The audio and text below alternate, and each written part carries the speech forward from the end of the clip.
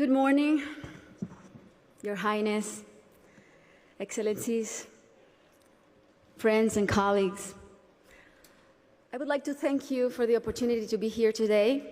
It's also an honor to join forces with Educated Child, an organization led by a woman who is an amazing role model, a woman who has shown such relentless dedication to getting every child in school.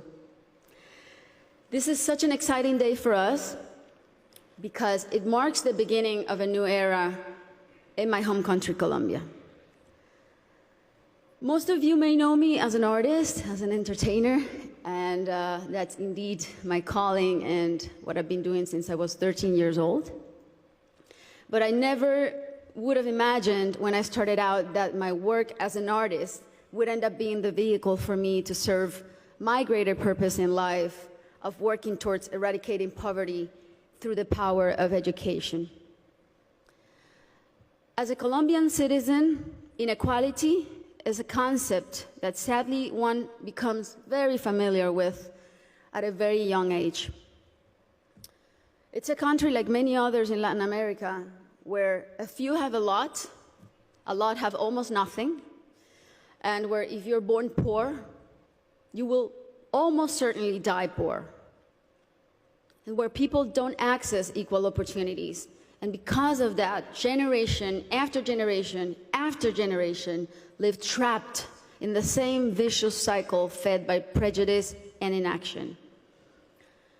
Growing up in my country when I was around 8 years old, I remember I saw kids my age who, instead of being in school, were already working in the streets, were barefoot in the park, kids like me, whose reality was completely different than mine, only because of the circumstances into which they were born. It was really hard for me to accept that something so unjust didn't have a solution. There had to be something that could be done. So I often asked myself why the adults around me were so resigned to the fact that these kids, who were just like me, or even their own children, were living in a parallel reality so different and so cruel. As Kofi Annan put it, poverty is intolerable in a world of plenty. So as soon as I had some success, the first thing I wanted to do was to invest as many resources as I could into what later would become the most meaningful project of my life, working for children. So I set out to find a team of people who dreamed big and worked hard and thought like me to help me right the wrongs that I had witnessed throughout my entire childhood. And that's when our foundation, the Barefoot Foundation, Pies Descalzos Foundation, was born. I knew, and I was only 18 years old then, but I knew that I wanted to focus on children and improving their lives, but I didn't know where to start. So I really felt that I needed to learn what the roots of inequality and low social mobility were. So I decided to study the reasons why children were working in the streets, or why some children were being recruited by the violent organizations like the paramilitary or the guerrillas. Why were so many children suffering?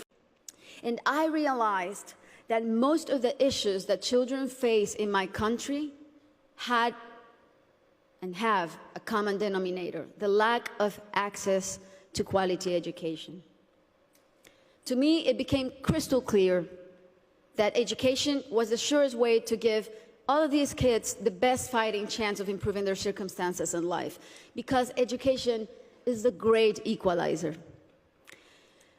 When I started building schools in Colombia, we chose the most remote areas where there was literally nothing, no infrastructure, no paved roads, no electricity, no potable water. And we decided to build in those places, but not only build schools, but state-of-the-art schools. Schools with comprehensive models that included ECD programs, school feeding programs, parent and teacher training.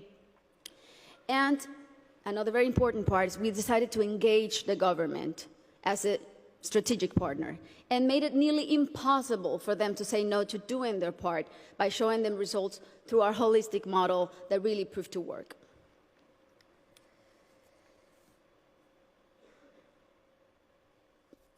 We noticed that as soon as a school is built in those places, everything is transformed. The improvements to the infrastructure were jaw-dropping. Electricity, potable water were made available, made accessible. Roads were paved. Malnutrition plummeted. But the best part of all is the academic results. The kids really responded academically. And now those kids who could have been recruited by the guerrillas or paramilitaries, or that could have had a completely different outcomes for their lives, they're now on their way to the university and thriving in their communities. Some of them are athletes, some of them are professionals.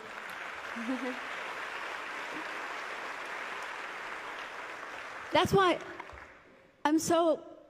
it really is a thrill to work for education. That's why I'm so passionate about it, because I've really seen results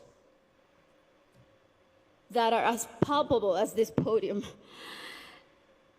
And seeing all these success stories that have a name and a last name has been one of the most rewarding things I've done in my lifetime, even more so than winning Grammys, I think. Now,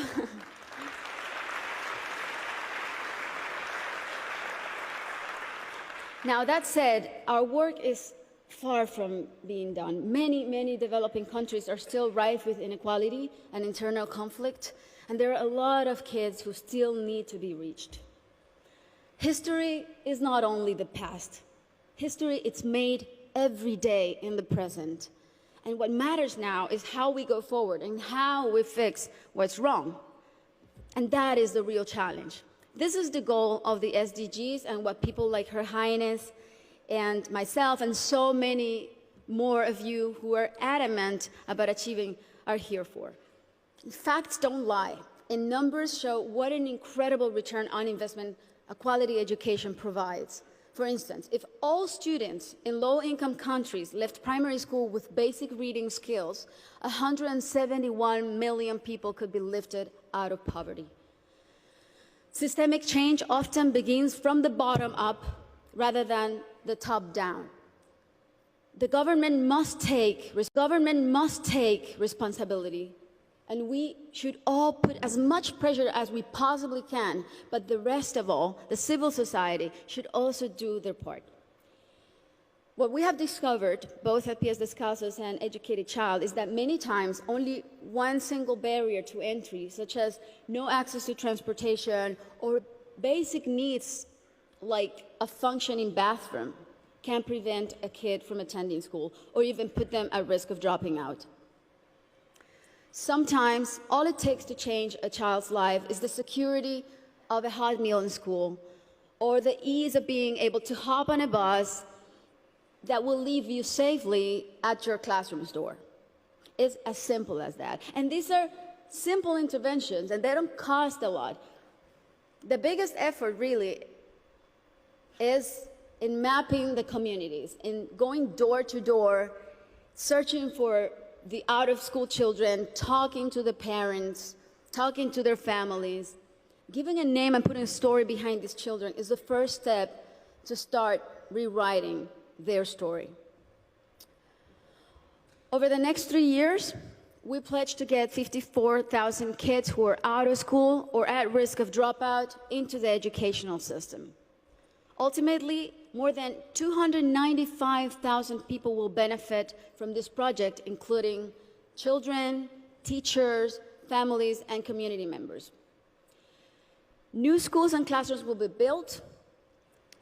School kits and uniforms will be distributed. Children will be enrolled in school, feeding and transportation programs. Teachers will be trained in strategies and in how to identify those students who are at risk so they can receive psychosocial support.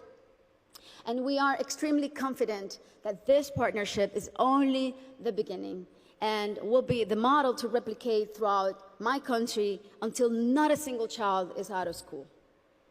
This is our responsibility. Thank you.